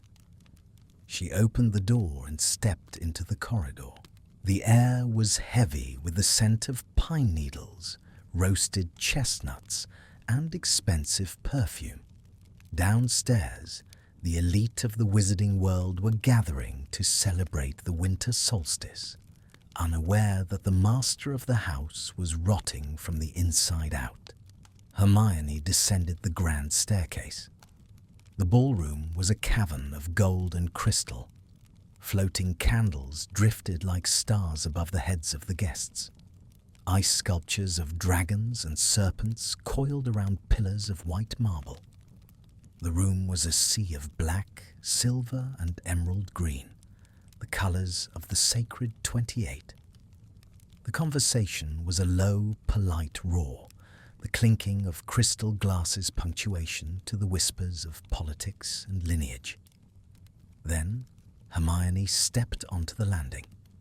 The silence didn't ripple through the room. It crashed. Heads turned, glasses lowered. The music, a string quartet playing a polite waltz, faltered for a beat before recovering. In a sea of monochrome and ice, she was aflame. She felt the weight of 100 judgments pressing against her skin. The help, the mudblood, the debtor. She held her chin high, descending the stairs with a slow, deliberate cadence. She did not look at the crowd. She scanned the room for one person. She found him near the center of the room, standing beneath the massive crystal chandelier. Draco. He was breathtakingly severe. He wore dress robes of midnight blue, cut so sharp they seemed to slice the air around him. His hair was silver white under the lights, his face pale and composed. Beside him stood Astoria, resplendent in pale green, her hand resting possessively on his forearm. But Draco wasn't looking at Astoria. He was looking up at the stairs. His expression did not change. He did not smile. But Hermione saw his eyes darken, the pupils blowing wide until the grey was swallowed by black. He looked at her with a hunger that was terrifyingly raw. He looked at her as if he had been holding his breath for a lifetime, and she was the first gulp of air. Astoria followed his gaze. Her smile stiffened, turning brittle. Her fingers tightened on Draco's arm, digging into the fabric. Hermione reached the bottom of the stairs. The crowd parted instinctively, creating a wide berth around her, as if she were contagious, or perhaps dangerous. She walked straight toward them. "Granger," Astoria said as Hermione approached. Her voice was sweet, laced with arsenic. "I didn't realize the staff were invited to mingle. I thought you would be serving." Hermione stopped 3 feet away. She could smell the expensive lilies of Astoria's perfume, masking the scent of the decay she knew lingered on Draco's skin. "Draco invited me," Hermione said, her voice clear, carrying over the hushed whispers of the nearby guests. She looked at him. "I wore red." Draco's jaw worked, the muscle feathered. He pulled his arm away from Astoria, slowly, deliberately, and stepped forward. The space between them crackled. "I see that," he murmured. His voice was low, a velvet rasp that sent a shiver down her spine. "You look incendiary." "Draco," Astoria hissed, her composure cracking. "The minister is waiting. We are due for the opening dance." Draco didn't look back at his fiancée. He kept his eyes locked on Hermione's. "The minister can wait. The world can wait." He extended his hand, the one with the tremor. It was shaking. Everyone could see it. The great Draco Malfoy, heir to the fortune, was trembling. Whispers broke out like wildfire. Is he ill? Is he cursed? Is he drunk? Hermione didn't hesitate. She reached out and placed her hand in his, her palm against his palm, the scar against the skin. The moment they touched, the tremor stopped. It was instantaneous. The magic they shared clamped down on his nerves, stabilizing him. Draco let out a long, silent exhale, his shoulders dropping an inch. "Dance with me," he commanded. It wasn't a question. "People are staring," she whispered. "Let them stare. Let them see who holds the leash." He pulled her onto the floor. The quartet began a new waltz, something slower, darker, with a cello that wept in the lower registers. Draco placed his hand on her waist, his grip firm, possessive. Hermione placed her hand on his shoulder. They began to move. They danced not with the polite distance of the other couples, but with a kinetic intensity that bordered on violence. Draco led her with absolute precision, spinning her through the crowd, his body shielding hers, his movements fluid and predatory. "You look terrified," he murmured, leaning down so his lips brushed her ear. "I'm not terrified of them," she replied, tightening her grip on his shoulder. "I'm terrified for you. You're burning up." Through the layers of his clothes, she could feel the unnatural heat radiating from him. The elixir was failing. The darkness was clawing at the door. "It doesn't matter," he said, spinning her sharply. The world blurred into streaks of gold and green. "Focus on me, Hermione. Only me. Astoria looks like she wants to kill me." Astoria is a symptom of a disease I am curing tonight, he said coldly, one way or another. He pulled her closer, breaking all propriety. Their chests brushed, his legs slotted between hers as they turned. It was scandalous. It was intimate. It was a goodbye. The ritual, she breathed, looking up into his eyes. At midnight. We have to leave soon. Not yet, he said. His gaze dropped to her mouth, then back to her eyes. I want this memory. I want to remember holding you in the light before we go into the dark. If the bond fails, if I die tonight, I want this to be the last thing I felt. You aren't going to die, she said fiercely. I won't let you. You can't control the equation, Granger, just the variables. He spun her out, then reeled her back in, catching her flush against him. The music swelled, a crescendo of strings that felt like a breaking wave. For a moment, they were the only two people in the universe. The gossip, the politics, the judgment, it all fell away. There was only the heat of his hand on her back, the scent of rain and cedar, the desperate, silent plea in his eyes. See me, his eyes said. Not the name, not the mark, just me. I see you, she answered with her touch. The music ended. Draco didn't let go immediately. He held her there, in the center of the ballroom, while the applause scattered around them like dry leaves. He was breathing hard, a sheen of sweat on his brow. Draco! The voice was sharp, authoritative. Narcissa Malfoy stood at the edge of the dance floor, her face a mask of icy fury. Beside her, Astoria was weeping into a handkerchief, surrounded by a gaggle of sympathetic witches. What is the meaning of this? Narcissa demanded, gliding forward. You humiliate your fiancé? You parade this employee around like a mistress? The crowd went deathly silent. This was the drama they had come for.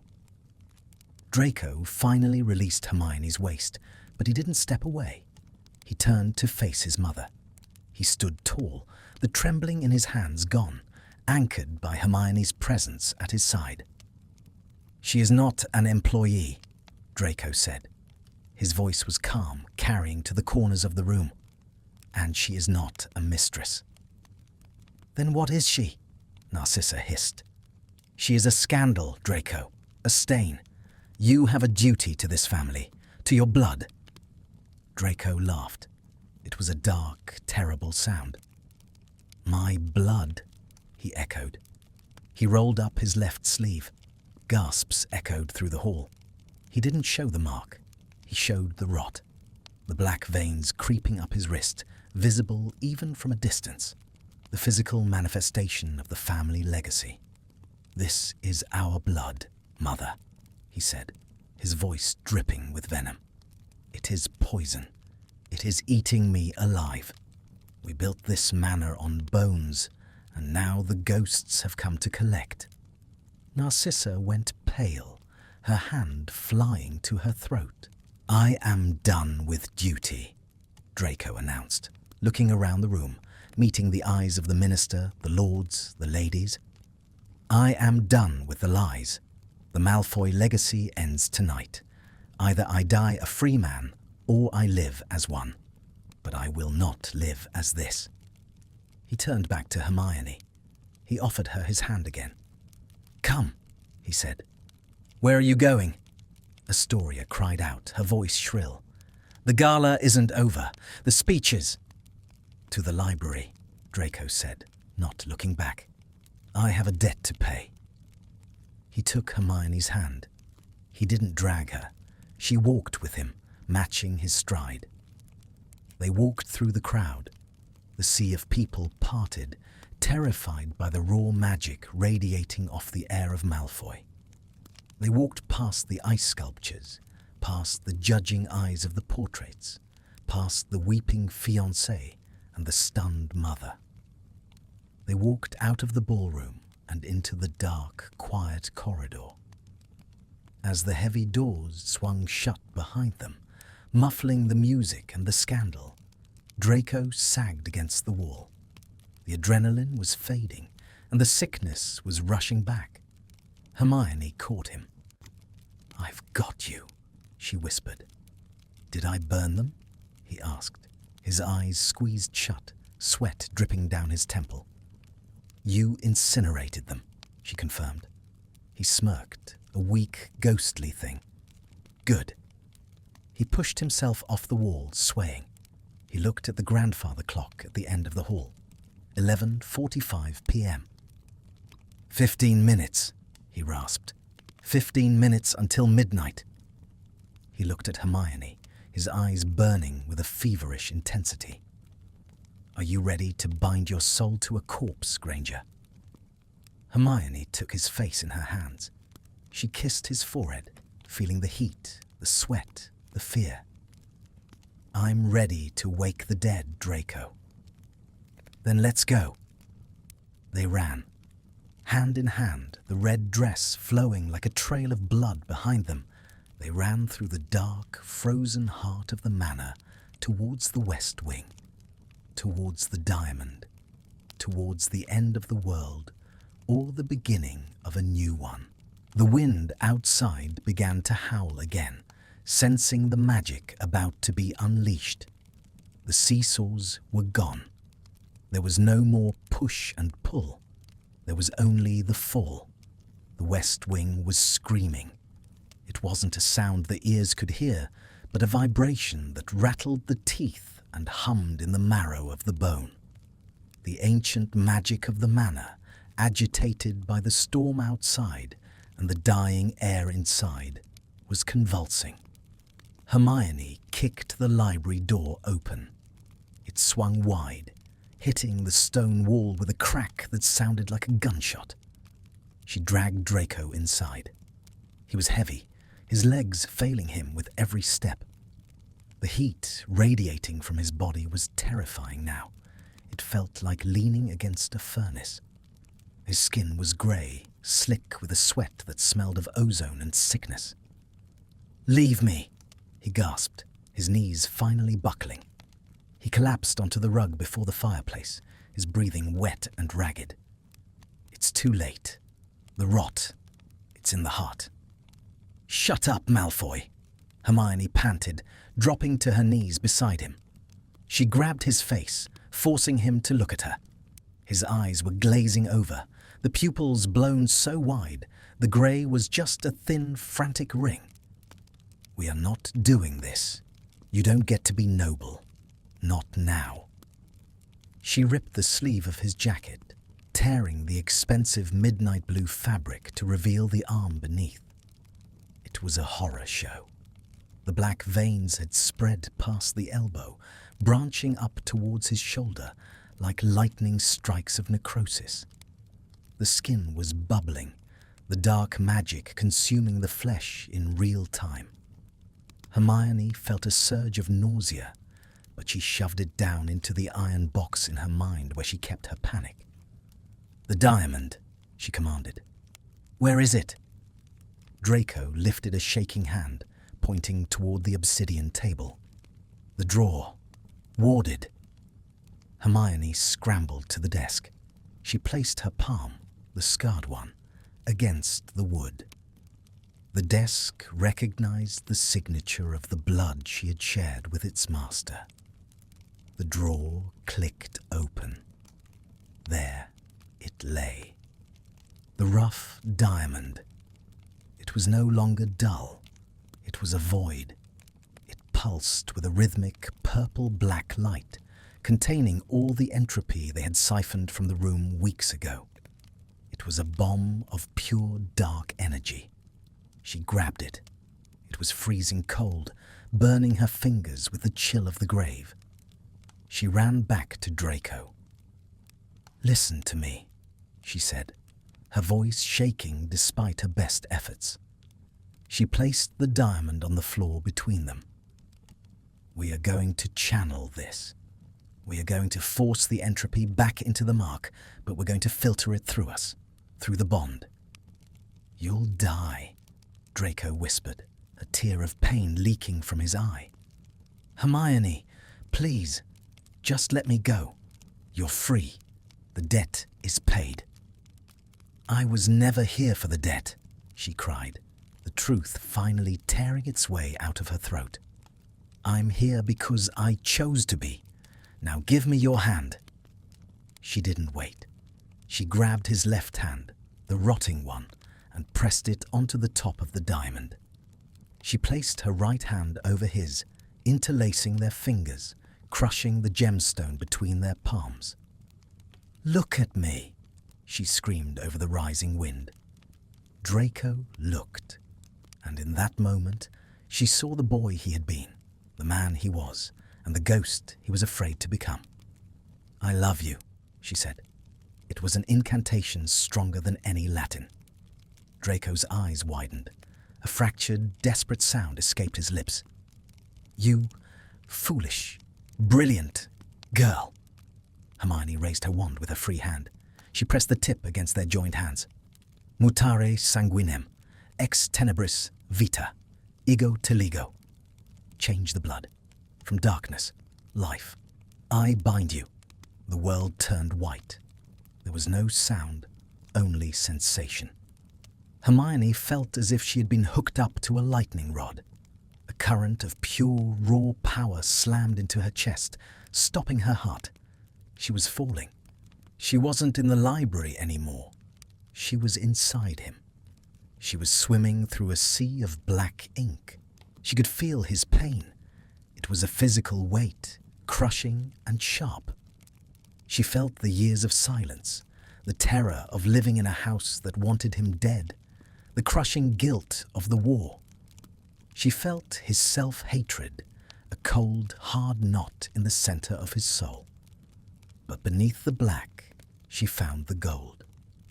She felt the moment he first saw her in the library, the grudging respect that had turned into obsession. She felt the way his heart stuttered every time she said his name.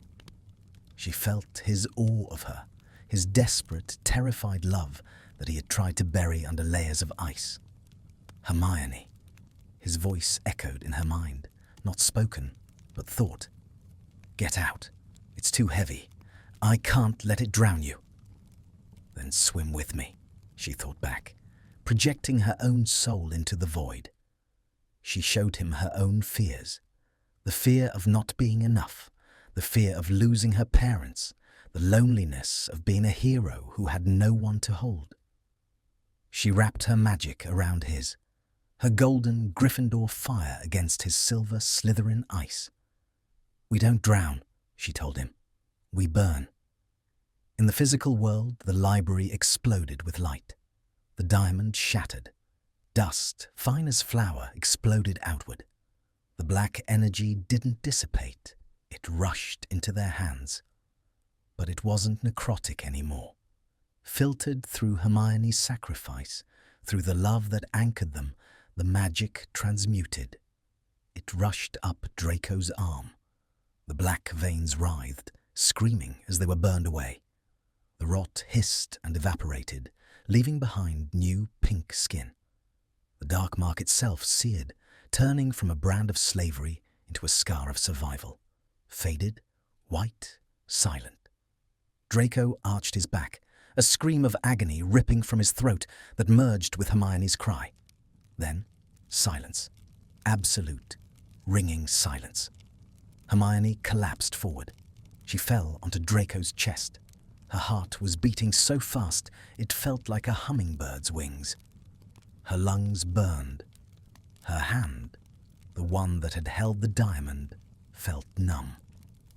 She lay there, gasping, waiting for the ceiling to collapse or the floor to open up. But nothing happened. The wind outside had stopped. The candle flames had been extinguished, leaving them in the blue-grey light of the moon filtering through the windows. "Hermione!" The voice was weak, but it was clear. The rasp of death was gone. She pushed herself up, her limbs trembling.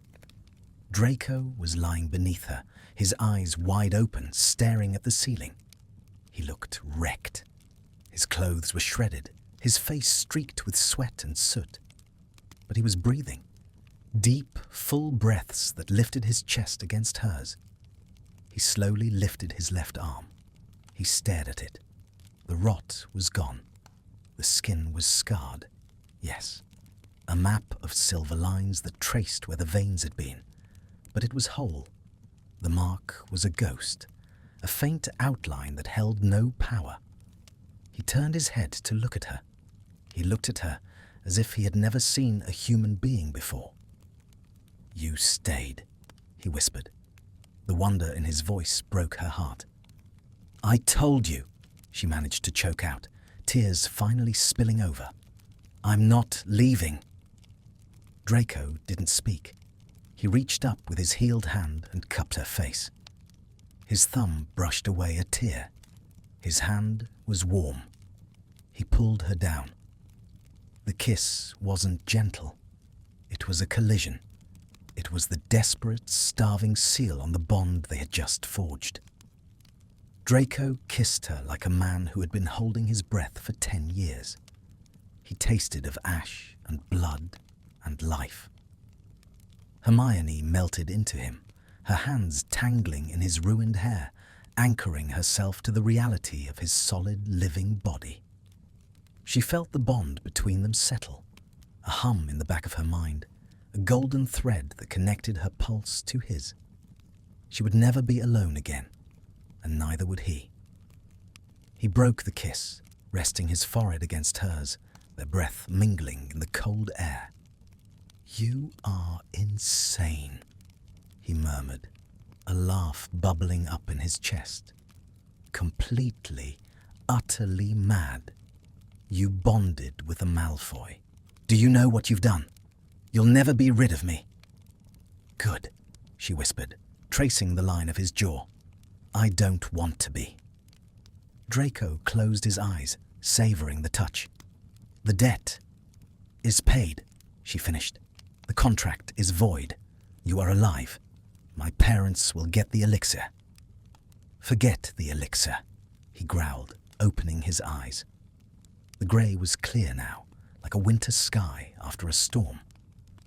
"I will buy St. Mungo's, if that's what it takes.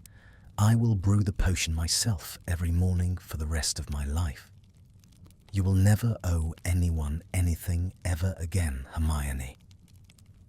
He sat up, groaning slightly as his muscles protested, and pulled her into his lap. He wrapped his arms around her, burying his face in the crook of her neck, inhaling deeply. "You are free," he mumbled against her skin. Hermione leaned back against him, looking at the library. The books were scattered, the glass was cracked, the expensive rug was ruined. It was a disaster. It was perfect. "I don't think I am," she said softly. I think I just signed a new contract." Draco went still. He pulled back enough to look at her face, his expression guarded, hopeful, terrified. "Oh?" he asked, his voice rough. "And what are the terms?" Hermione took his hand, the one with the silver scars that matched hers. She brought it to her lips and kissed the palm. "Life," she said, "without parole." Draco's face crumpled. The haughty, cold mask he had worn for so long dissolved completely, leaving only the man who loved her. He smiled, a real, genuine smile that reached his eyes and made him look 10 years younger. "Accepted," he whispered. Epilogue. 3 months later. The spring rain in Wiltshire was different. It was soft, nurturing, turning the brown earth of the gardens into a riot of green. Hermione sat in the solarium, her legs tucked under her. The glass walls were open to the breeze. She was reading, not a dark grimoire, but a novel, a Muggle novel. The door opened. Draco walked in. He didn't wear black. He wore a crisp white shirt, sleeves rolled up to reveal the faint silver scars on his forearms. He carried 2 cups of tea. He didn't stop at the other side of the room. He walked straight to her, placed the tea on the table, and bent down to kiss the top of her head. "The archivists from the ministry are leaving," he said, sitting on the edge of her chair. "They say the West Wing is finally safe for public research." "I told them it was," Hermione said, not looking up from her book, though a smile played on her lips. "I organized it myself." "You terrorized it into submission," Draco corrected, his hand drifting to rest on her shoulder. The touch was constant now. He rarely went an hour without making contact, as if reassuring himself she was real. "Same thing." He chuckled, taking a sip of his tea. "Mother sent a letter from France." "Oh?" Hermione looked up. Narcissa had left the day after the gala, unable to bear the scandal, or perhaps unable to face the son she had almost let die. She asks if the incendiary woman is still in residence. "And what did you tell her?" Draco set his cup down. He slid his hand from her shoulder to her neck, his thumb resting against her pulse point. The bond hummed between them, a warm golden note of contentment. "I told her," Draco said, his eyes locking onto hers with that familiar intensity, "that the manor has no mistress. It has a heart, and I have no intention of cutting it out again." Hermione closed her book. She reached up and pulled him down for a kiss, tasting the tea and the rain and the promise of 1,000 tomorrows. The cage was gone. The ice had melted, and the price of her freedom had been everything she had. But in exchange, she had gained the only thing that mattered. She had gained him. "Read to me?" Draco asked, resting his head on her lap as the rain pattered against the glass. "Chapter 1, Hermione began, her fingers threading through his hair. "It was the best of times. It was the worst of times." Outside, the garden was blooming. Inside, the ghosts were silent. And for the first time in centuries, Malfoy Manor was warm.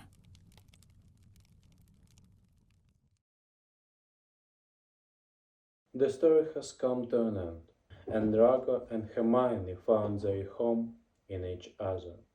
I want to genuinely thank you for taking this journey with the characters. You walked through the cold and the dark magic, and the adopts ride alongside them. For me, this story was more than just a classic enemies to lovers tale. It was about showing that the heaviest chains are the ones we put on ourselves when we hide behind duty or pride. It shows that true freedom only begins when we are brave enough to be vulnerable, when we let someone else see our scars. Take care of your inner light. Until next time.